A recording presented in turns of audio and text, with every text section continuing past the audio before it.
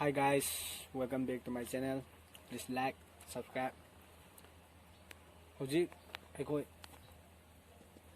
Binod ma'am Facebook ता Binod ngata ngai re hojik kan je ado binod che hojik binod se phange ko adna ma'am binod se yeng mina ji ko nupi amna jam sau na hai ba du man hai da yeng mina je matung da ai binod tom ucharake. Who is Binod? Who is Binod? I say, who is Binod? Everybody is saying Binod, Binod, Binod, Binod, Binod, Binod, Binod, Binod, but nobody knows who is Binod. I say, who is Binod? You jockey me. You make roman me. My whole life was a jockey. Who is Binod? I say, who is Binod? Who is Binod? Binod. Who is Binod? You jockey me kai jale. Binod is underwear in the underground. You make roman me? Huh?